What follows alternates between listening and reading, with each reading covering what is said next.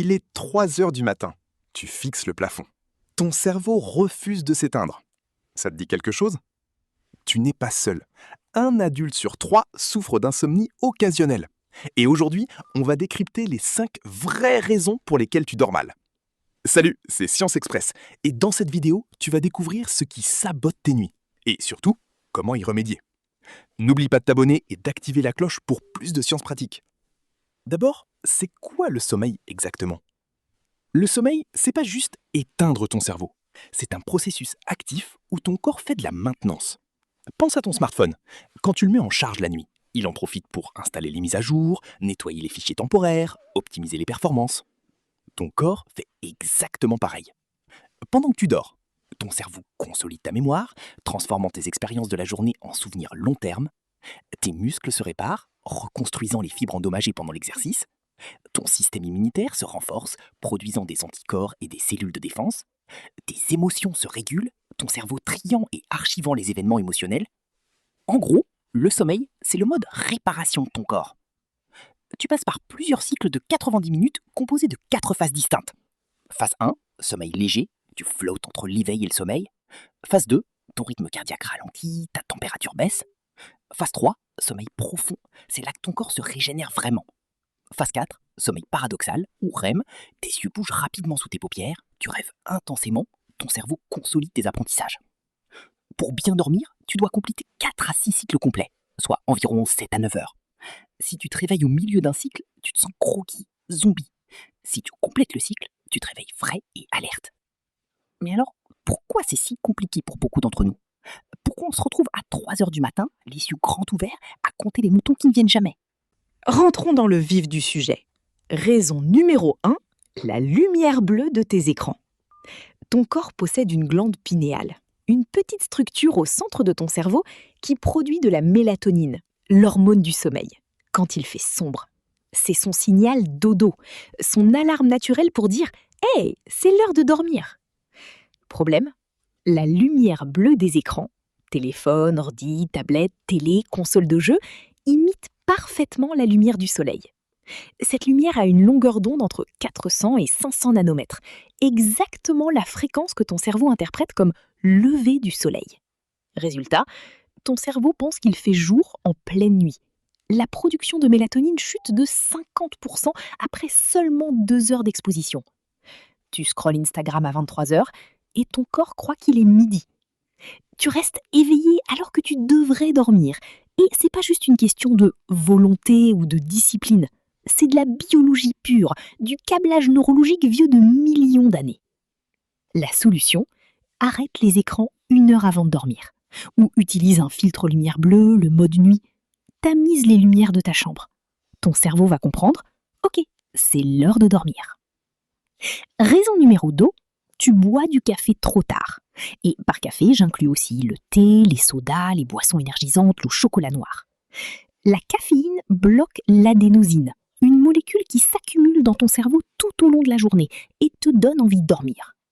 La caféine se colle au récepteur d'adénosine comme un squatter qui bloque l'entrée. Résultat, l'adénosine ne peut plus faire son travail. C'est pour ça que le café te réveille, ou plutôt te donne l'illusion d'être réveillé.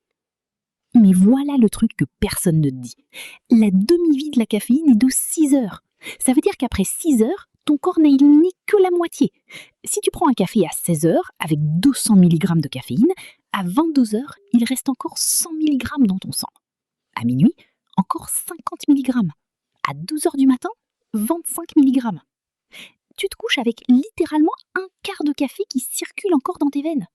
Pas étonnant que tu dormes mal, que tu te réveilles plusieurs fois, que ton sommeil soit léger et agité. La solution, dernier café à 14 heures maximum. Après, passe au déca ou à la tisane. Ton sommeil va te remercier. Raison numéro 3.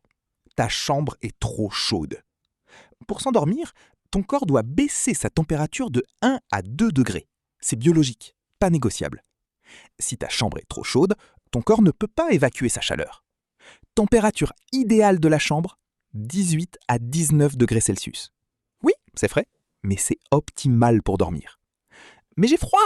Justement, ton corps va générer de la chaleur, se lever sous la couette et s'endormir profondément. chambre fraîche plus couette chaude égale combo parfait. La solution? Baisse le chauffage le soir. Ouvre la fenêtre 10 minutes avant de te coucher. Utilise une couette adaptée à la saison. Raison numéro 4, ton cerveau rumine. Tu te couches. Et là, ton cerveau fait « Hey, et si on pensait à ce truc embarrassant d'il y a 7 ans ?» Ou pire, voici ta to-do list de demain, en boucle. Scientifiquement, c'est ton cortisol, l'hormone du stress, qui combat ta mélatonine, l'hormone du sommeil. Quand tu stresses, ton corps pense qu'il y a un danger. Il te garde éveillé pour survivre. Merci, cerveau reptilien. Mais là, c'est juste des emails. La solution? Rituel de décompression avant le lit. 5 minutes de respiration profonde, écrire tes pensées dans un carnet pour vider ton cerveau, méditation guidée, 10 minutes max, ou lire un livre sur papier, pas sur écran. L'idée? Signaler à ton cerveau que le danger est passé. Raison numéro 5, ton rythme est chaotique. Lundi, vendredi, tu te couches à minuit. Samedi, 3 heures du matin. Dimanche, t'essayes de rattraper. Ton horloge biologique est complètement perdue. Ton corps a une horloge interne, le rythme circadien. Il régule quand tu as faim, quand tu as sommeil, quand tu es alerte. Quand tu changes tes horaires tout le temps, c'est comme un mini jet lag, chaque semaine. Les scientifiques appellent ça le social jet lag. Et ça augmente ton risque de obésité, diabète, dépression, maladie cardiovasculaire. Pas top. La solution? Couche-toi et lève-toi à la même heure. Tous les jours. Oui, même le week-end. Ton corps adore la routine. Après 2 semaines, tu t'endormiras naturellement à l'heure prévue. Pas besoin de réveil. Ton horloge interne prend le relais.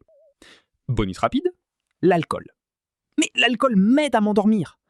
Oui, c'est vrai. L'alcool est un sédatif qui t'assomme rapidement. Mais attention, s'endormir rapidement ne signifie pas bien dormir.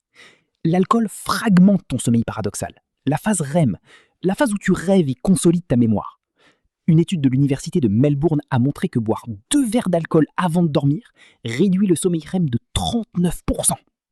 Résultat, tu dors, techniquement, mais tu ne récupères pas vraiment. Tu te réveilles fatigué, avec l'impression d'avoir été renversé par un camion. Et si tu bois régulièrement pour t'endormir, ton corps développe une tolérance.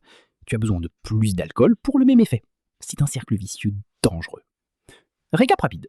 1. Lumière bleue, arrête les écrans 1 heure avant. 2. Caféine, dernier café à 14 heures max. 3. Température, chambre à 18-19 degrés Celsius. 4. Stress, rituel de décompression. 5. Irrégularité, même heure chaque jour. Applique juste 2 ou 3 de ces conseils et tu verras déjà une différence. Le sommeil, c'est pas un luxe, c'est une nécessité biologique. Tes performances, ta santé mentale, ton système immunitaire, tout dépend de tes nuits. Alors traite ton sommeil avec le respect qu'il mérite. Si cette vidéo t'a aidé, pense à liker et à t'abonner. Écris en commentaire quel conseil tu vas appliquer en premier. Et si tu veux en savoir plus sur la science du sommeil, je te mets des sources en description. Merci d'avoir regardé et à dimanche prochain pour une nouvelle dose de Science Express. Science Express, la science en mode rapide